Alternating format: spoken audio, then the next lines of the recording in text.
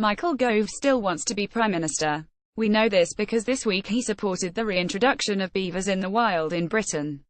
He knows that one of the most important but least reported issues that did for the Conservatives at the election was animal rights. For many consumers of social media, the big election issues were not Brexit, or Theresa May's mechanical personality, or her dementia tax, or Jeremy Corbyn's promise to abolish tuition fees.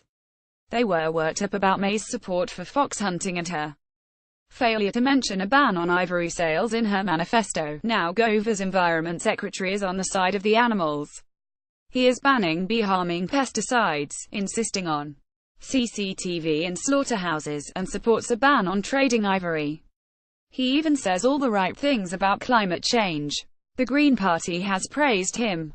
He must have his sights on number 10, that is the significance of his article in the Daily Telegraph on Saturday, in which he extravagantly praises Theresa May's breakthrough in achieving progress to the next stage of the Brexit talks.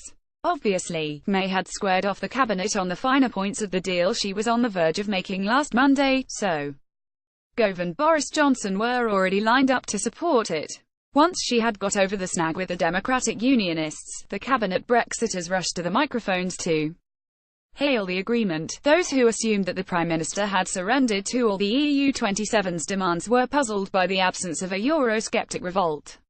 Remainers and Charles Moore alike seem to think Gove and Johnson should be resigning, and backbenchers such as Jacob Rees-Mogg should be screaming blue murder, although that's not really his style.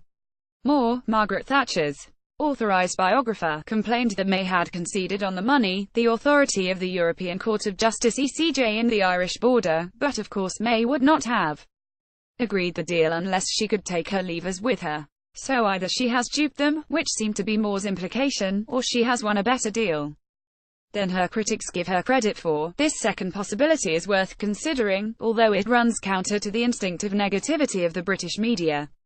Theresa May doesn't want to blow her own trumpet because she doesn't want to offend the people with whom she faces another 15 months of negotiation. But it is worth noticing three things. 1. The UK has promised to pay no more than we owe. Some Brexiters might imagine that we should quit the club with our bills unpaid, which would be bad for our national reputation. Some Remainers might think we should pay extra for the privilege of leaving. We're not doing that either. 2. We will not be subject to the ECJ on questions of EU citizens' rights after we have left, which is what the EU side wanted. It will be up to UK courts to refer questions to the ECJ.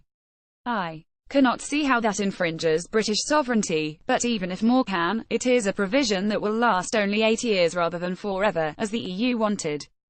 Once it had retreated from insisting on ECJ authority in the first place. Brexit. Theresa May agrees breakthrough Irish border deal with EU leaders. And 3. The Irish border question has not been solved, and is not even close to being solved, yet the EU side has agreed to move on to the next stage anyway.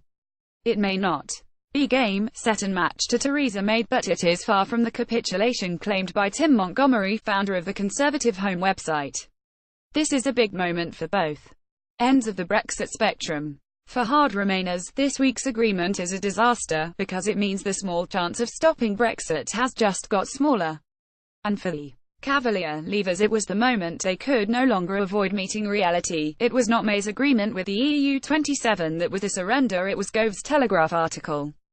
He has sued for peace with an eye to his own ambitions, and on behalf of his former friend, the Foreign Secretary, who has been noticeably more reluctant to heap praise on the Prime Minister. The problem with which he and Johnson have struggled ever since the referendum has been how to stay close to the vast EU market on our doorstep while using the freedom of Brexit to diverge from the EU and thus put obstacles in the way of EU trade. Gove's article accepts that the UK will stay close, but if the British people dislike the arrangement that we have negotiated with the EU, the agreement will allow a future government to diverge.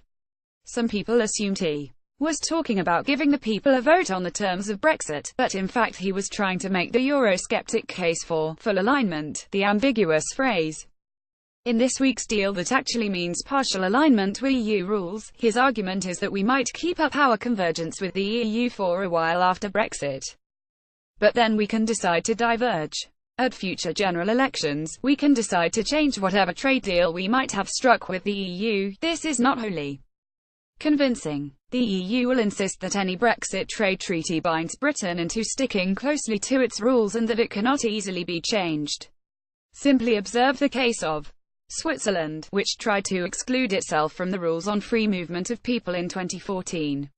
Threatened with losing all its other trade agreements, it backed down. The generous interpretation of the Prime Minister's handling of the cabinet Brexiters is that her careful management has kept them on board.